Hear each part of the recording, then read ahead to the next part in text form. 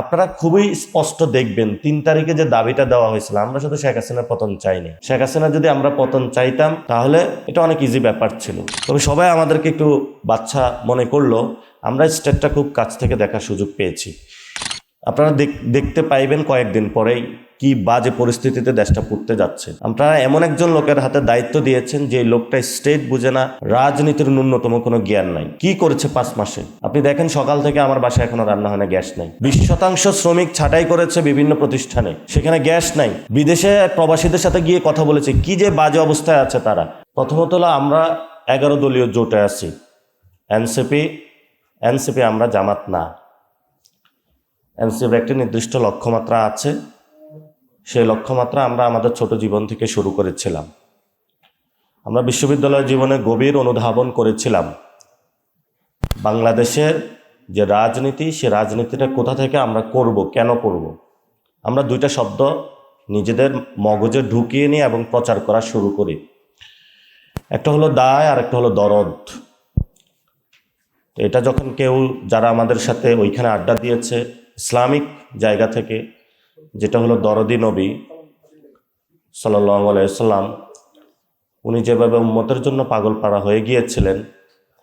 যেমন আমি কেন রাজনীতি করি, আমি মনে করি যে আমি যখন এখানে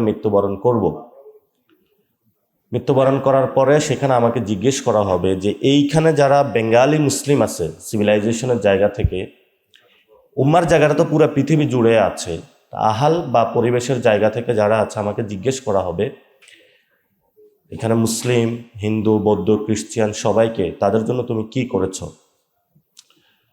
এখানে আমাদের যারা আকাবিরে আছে, আকাবিরদের জায়গা থেকে আমাদের হিস্টোরিক্যাল লড়াইতে আমরা কতগুলো ফিগারকে হাজির করেছিলাম সেখানে। যেমন ভাসানী থেকে শুরু করে, মাহমুদুল হাসান মাদানী থেকে শুরু করে, বাঙালির ভিত্তিতে আমরা অনেকগুলো ফিগার খুঁজে পেয়েছিলাম। আমরা সেখানে যোগন মণ্ডলকে নিয়েছিলাম। অনেকে বলবে যে কেন যোগন মণ্ডলকে আমরা নিয়েছিলাম, একজন হিন্দু। যোগন মণ্ডল কিন্তু দলিতদের পক্ষে দাঁড়িয়েছিল। এখানে যে ব্রিটিশ জমিদার যারা ছিল অথবা ব্রিটিশ যারা ছিল, তারা মুসলমানদের উপরে নিপীড়ন চালিয়েছিল। আমাদের সমগোত্রীয় আরেকটা ভাই আছে, তারা হলো দলিত, তাদের উপরে নিপীড়নটা চালিয়েছিল। আমরা সেখানে হাজী শরীয়তুল্লাহকে নিয়েছি, তিতুমিরকে নিয়েছি, আবুল হাসিমকে নিয়েছি। এখন আমরা সেই মুসলিম ধারায় যারা আছে তাদেরকেও নিয়েছি, অন্যান্য ধারায় যারা আছে তাদেরকেও নিয়েছি। আমরা কোনো ফিনিশড কোনো কিছুতে এখনো পৌঁছি নাই যে এটাই ফিক্সড বা কোনো কিছু। হিস্ট্রির মধ্যে বা ইতিহাসের মধ্য দিয়ে আমরা একটু ক্রলিং বা একটু গড়াগড়ি করতেছি ওইখানে গিয়ে, যে কিভাবে সবাইকে একীভূত করে একটা শক্তিশালী বাংলাদেশ গঠন করা যায়। সেখানে এটা যেটা আপনারা বলেন নিজাম বা দৌলত বা মামলুক বা স্টেট, আমরা যে মডার্ন এখন স্টেটে আছি, সেই স্টেটের জায়গা থেকে আমাদের এই লড়াইটা অনেক আগ থেকেই শুরু হয়েছিল। 47-এর লড়াই আছে, 71-এর লড়াই আছে, 90-এর লড়াই আছে, 24-এর লড়াই আছে।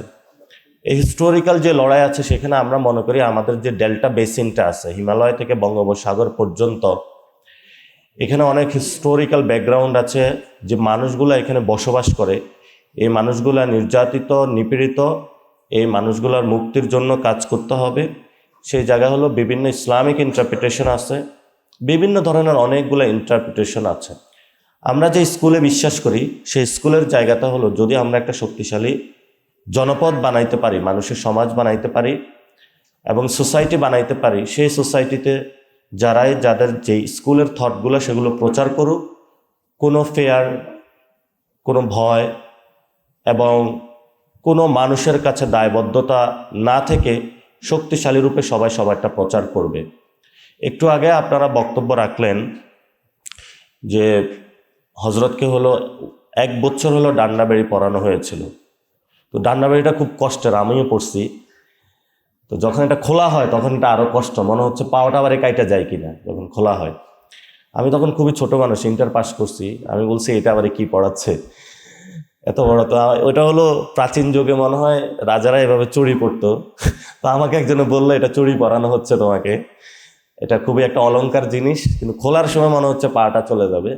এটা খুবই একটা কষ্টের জিনিস ডান্ডাবে। এটা সাপোর্ট করে না হিউম্যান রাইটস যে অর্গানাইজেশনগুলো আছে, আমরা চাচ্ছি এমন একটা শক্তিশালী রাষ্ট্র সংস্কারের প্রক্রিয়াতে যেইখানে পুলিশ ব্যবস্থাটা সংস্কার হবে, কারাগার সংস্কার হবে, সব কিছু ঠিক হবে। আমাদের যে সংস্কার কমিশনটা গঠন হয়েছিল সেই সংস্কার কমিশনে সকল রাজনৈতিক দলগুলো ছিল, এবং সেখানে যদি কোনো কথা আসতো যে এটাই বাস্তবায়ন করতে হবে, তাহলে সেখানে কথা বলার সুযোগ ছিল, এবং এটা ফিনিশড হয়ে যায় নাই। যেমন আমরা যেই বিষয়গুলো সেখানে উত্থাপন করেছিলাম সেই বিষয়গুলো যে একদম বাংলাদেশের সলিউশন হয়ে গিয়েছে এরকমও না। এবং আমরা তাত্ত্বিক জায়গাটায় শুধু 4টা জিনিসের যে মুজিববাদী ধারাটা সেটাতে আমরা বিরোধিতা করেছিলাম। অর্থাৎ আমাদের যে মুক্তিযুদ্ধটা হয়েছিল সাম্য, মানবিক মর্যাদা এবং ন্যায় বিচার, সেই 3টা ধারার পরিবর্তে শেখ মুজিব রক্ষী বাহিনী গঠন করার পরে 4টা জিনিস ঢুকিয়ে দিয়েছিল, এবং পরবর্তীতে ওই 4টা জিনিসের উপরে জিয়াউর রহমান রাজত্ব করেছিলেন। ওই 4টা জিনিসের উপরে এরশাদ ছিলেন, খালেদা জিয়া ছিলেন, সবাই ছিলেন। পরবর্তীতে 24 যখন এসেছে সেই 4টা জিনিস থেকে আমরা বের হতে চেয়েছিলাম, কারণ আমাদের কাছে এটা মনে হয়েছে এটা ভারতীয় বয়ান।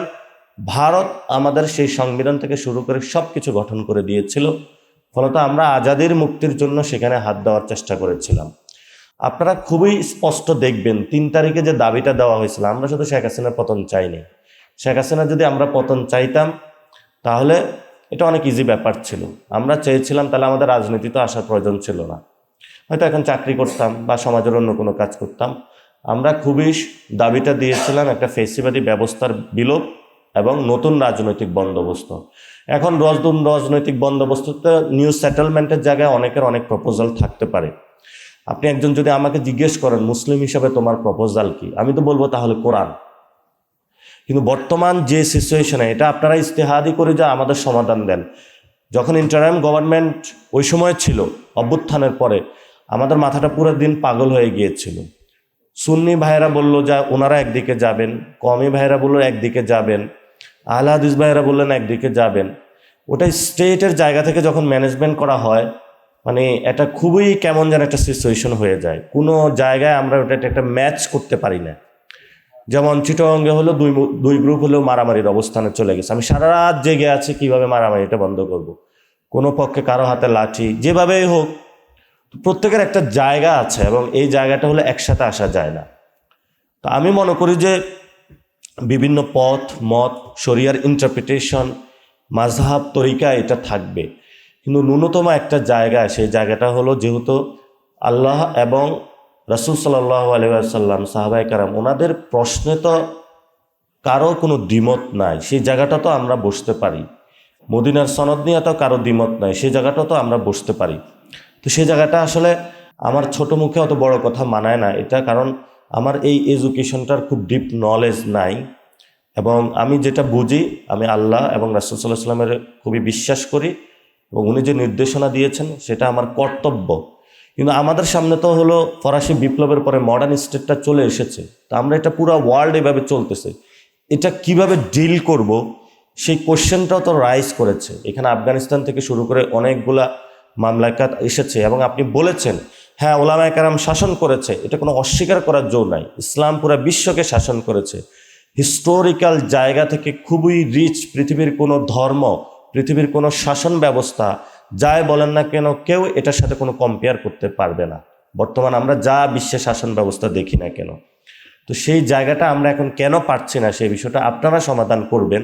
কারণ আমরা মসজিদে গেলে আপনাদের ইমামতিতে নামাজ পড়ে থাকি, আমরা আপনাদের ইমামতিতে সব করতে চাই।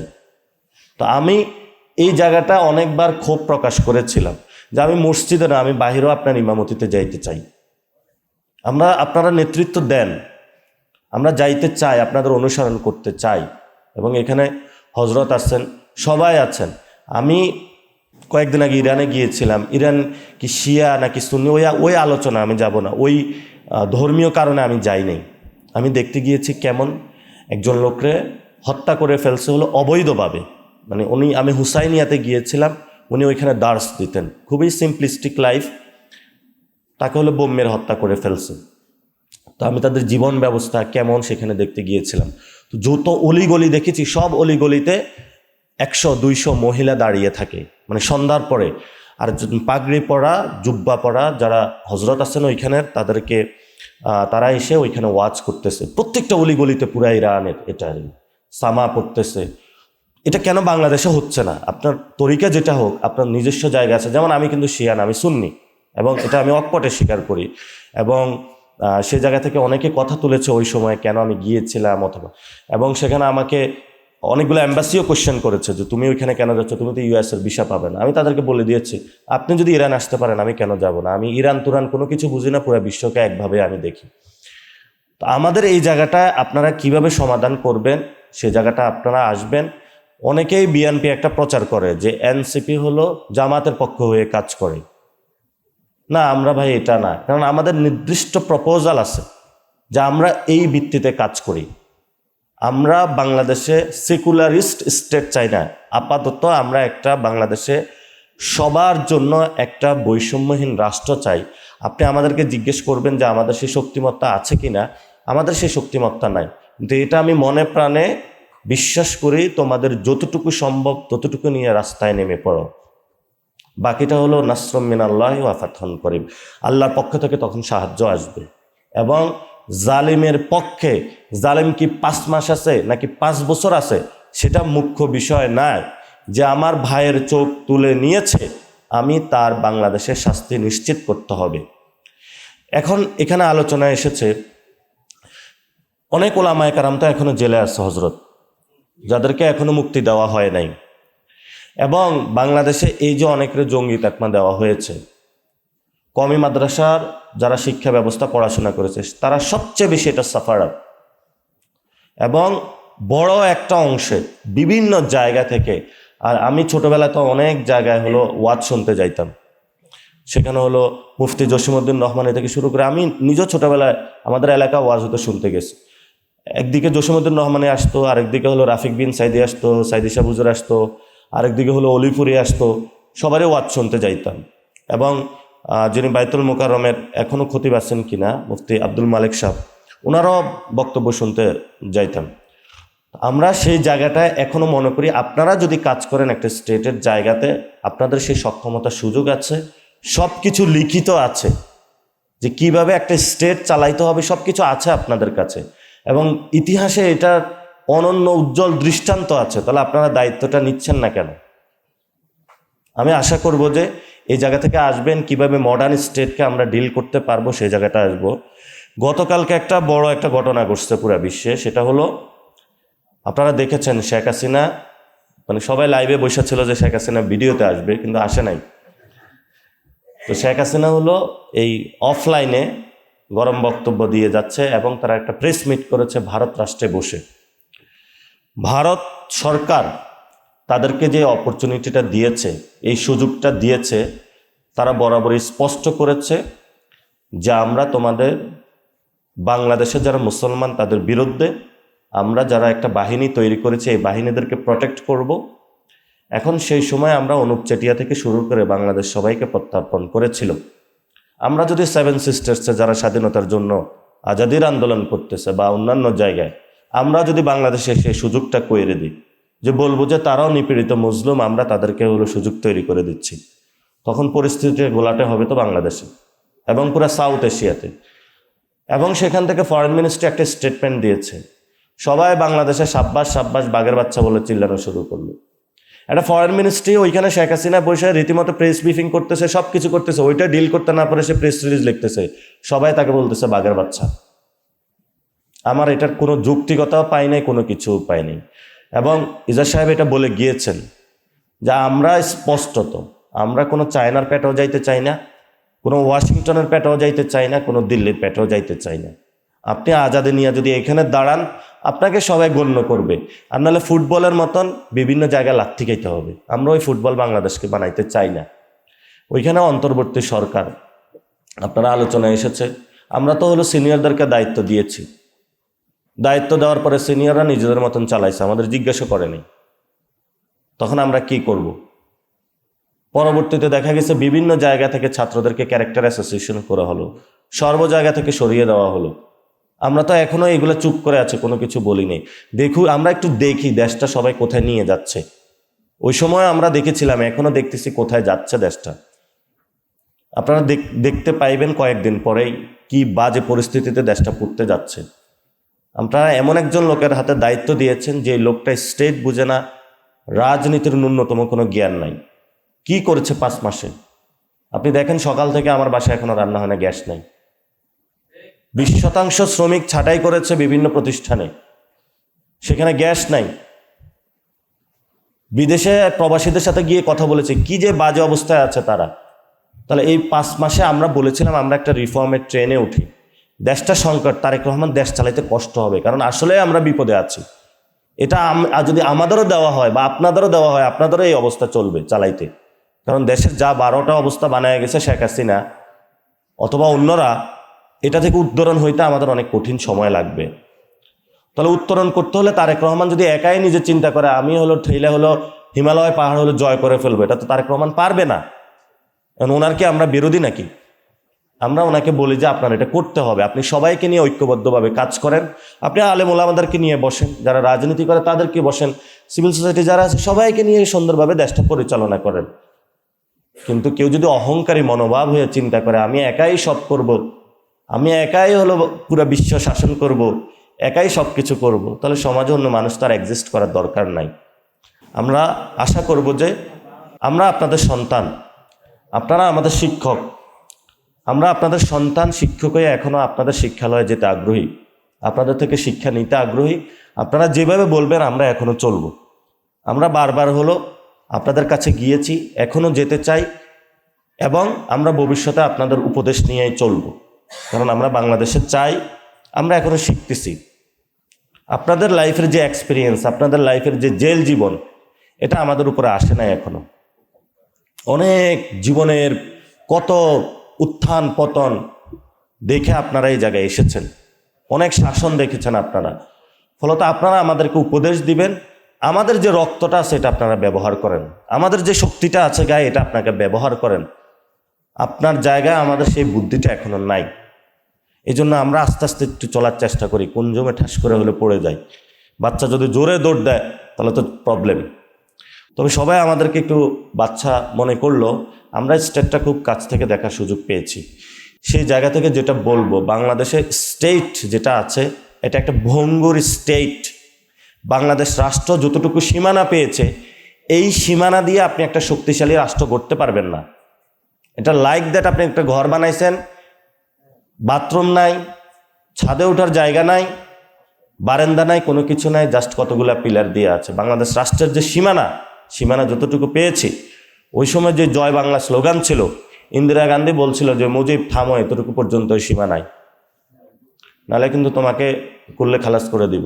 মুজিব সেখানে পদানত হয়ে গেছে, সিজদা দিয়ে দিছে। এবং সেই সময় কালীন থেকে জয় বাংলা স্লোগান আর বাঙালির নাই, এটা ভারত নিয়ে গিয়েছে। এখনো আমরা বলি ঢাকা থেকে সম্ভব। এখন আপনারা বলবেন দেখেন আমাদের সাথে এখানে সম্পর্ক আছে, আমি যদি তরিকতার লাইনে যাই, ফুরফুরা শরীফের সাথে এখনো কিন্তু ভারতে আছে। আমাদের সেখান থেকে হিস্টোরিক্যাল যদি আমরা কমিদার আছে, দেওবন্দি ওইখানে আছে, দেওবন্দ মার্কাজ থেকে পুরা বিশ্ব এখানে চালাচ্ছে। কিন্তু বিশ্ব চালাবে যখন, সেখানে আমরা বলি যে আমাদের বাংলাদেশের একটা স্বকীয় জায়গাও আছে। আমরা কখনো দেওবন্দের আন্ডারে যাব না। আমরা চাই ঢাকাতে আপনারা নতুন দেওবন্দ বানান। আমরা চাই দেওবন্দের যে সিলেবাসগুলো আছে এগুলো বাংলাতে ট্রান্সলেটেড হোক। আমরা ফার্সিতে হাসিয়া পড়তে চাই না, আমরা উর্দুতে হাসিয়া পড়তে চাই না।